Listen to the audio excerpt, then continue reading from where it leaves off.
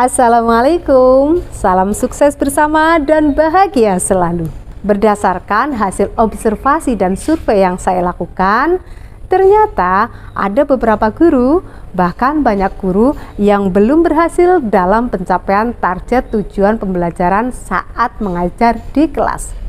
Hal itu dikarenakan guru belum menyiapkan strategi pembelajaran yang tepat, belum menyiapkan bahan ajar ataupun sumber daya belajar yang bervariasi, dan juga guru belum menyediakan media pembelajaran yang sesuai dengan kebutuhan, minat, dan gaya belajar murid.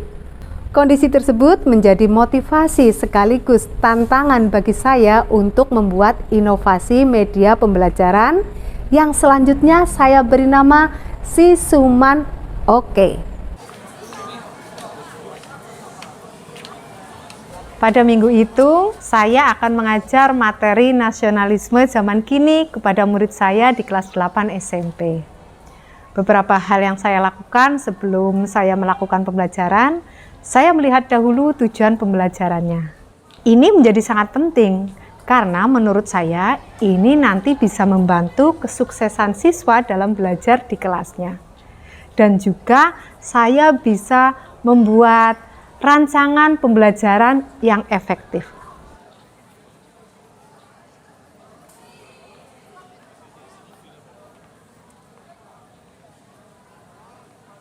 Saat saya merencanakan pembelajaran tersebut, saya sudah mempunyai informasi data tentang murid saya mengenai minat belajar dan gaya belajar mereka yang saya dapatkan melalui pengamatan dan survei sederhana yang saya lakukan pada saat di dalam kelas ataupun mengajak ngobrol anak-anak murid-murid saya di luar kelas pada saat jam istirahat.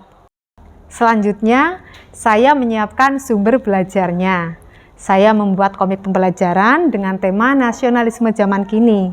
Setelah selesai, saya unggah komik saya itu ke dalam Instagram saya, ke dalam blog saya. Bahkan saya juga mencetak komik tersebut menjadi sebuah buku komik yang sangat menarik. Setelah itu, saya mengunduh beberapa video yang temanya itu nasionalisme zaman kini. Kebetulan sekali, saya itu sudah punya media pembelajaran yang sangat menarik sekali berupa permainan Sunda Manda. Media ini itu media yang sangat fleksibel sekali yang biasa saya gunakan ketika saya mengajar di materi yang lain. Tetapi kali ini saya mengisi permainan Sunda Mandanya itu dengan infografis tentang nasionalisme, artikel-artikel pendek tentang nasionalisme, gambar-gambar contoh nasionalisme, dan informasi-informasi penting tentang nasionalisme ke dalam permainan Sunda Manda saya itu. Untuk media Sunda Manda ini sudah saya gunakan dengan murid-murid saya itu sudah hampir 3 tahun ini. Di beberapa materi yang lain tentunya. Rencana kegiatan di kelas beserta aktivitas-aktivitas murid apa nanti di kelas bagaimana yang akan dilakukan semuanya saya siapkan. Dan juga saya menyiapkan penilaiannya yang tentunya sesuai dengan tujuan pembelajaran hari itu.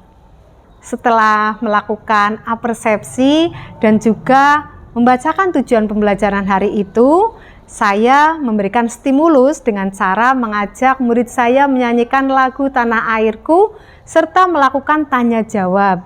Hal ini yang bertujuan untuk menggiring siswa terlebih dahulu untuk mengerti konsep nasionalisme zaman kini. Selanjutnya, saya mengelompokkan murid saya berdasarkan minat dan gaya belajar mereka untuk menemukan contoh-contoh nasionalisme dan membandingkannya. Dalam kelompoknya, murid saya itu belajar dan berdiskusi menemukan contoh dan bukan contoh nasionalisme melalui minat mereka. Yang suka belajar melalui video, mereka menemukan contoh-contoh nasionalisme itu melalui video. Yang suka membaca komik, mereka menemukan contoh-contohnya itu melalui komik yang mereka baca. Baik komik yang ada di Instagram saya, di blog saya, ataupun komik yang dibaca oleh mereka dalam bentuk buku. Kemudian yang suka belajar sambil bermain, mereka bermain Sunda Manda untuk menemukan contoh-contoh nasionalisme dan membandingkannya. Tak lupa saat murid-murid saya berdiskusi dan belajar di kelompoknya, saya melakukan penilaian formatif dengan menggunakan lembar observasi. Kemudian saya mencatat semua aktivitas siswa, mencatat semua pertanyaan, mencatat semua jawaban-jawaban siswa. Setelah mereka selesai menyelesaikan diagram Freyer-nya, mereka menempelkannya di depan kelas, kemudian akan dibahas dan dibandingkan. Saat aktivitas diskusi berlangsung, saya berperan sebagai fasilitator, memberikan dukungan dan penguatan terhadap pertanyaan, jawaban, dan pendapat-pendapat murid saya. Selanjutnya, dalam penugasan mandiri, murid-murid membuat karya ajakan nasionalisme zaman kini, tentunya sesuai dengan minat mereka. Nah, saya itu dalam kegiatan ini mendampingi mereka, memberi dukungan, memberikan motivasi, dan menjawab pertanyaan-pertanyaan mereka dalam menyelesaikan karya-karyanya. Selanjutnya, setelah murid-murid saya selesai mengerjakan tugasnya, mereka mempresentasikan penugasan mandirinya tersebut. Sekarang kita lihat karya posternya ya. Wow, karya mendoan mantap. Karya siapa ini? Saya, Bu. Oke, luar biasa. Ternyata karya-karya kalian dalam membuat poster sangat keren-keren dan hebat. Tepuk tangan untuk kalian semuanya. Perkenalkan, nama saya Cika Putri Puspita Wulandari. Di sini saya akan membacakan puisi hasil karya saya sendiri yang berjudul Lestari Air Serayu. Serayuku tengah mati. Mati mengalirkan air merah. Sebab manusia yang berulang. Halo teman-teman semua. Hai.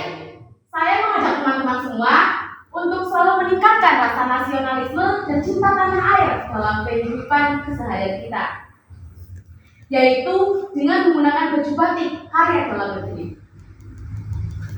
Saya berharap kita semua merasa senang dan lebih mencintai baju batik, karena baju batik adalah baju yang unik dan membuat penampilan kita lebih menarik. Terima kasih. Wassalamualaikum warahmatullahi wabarakatuh. Waalaikumsalam.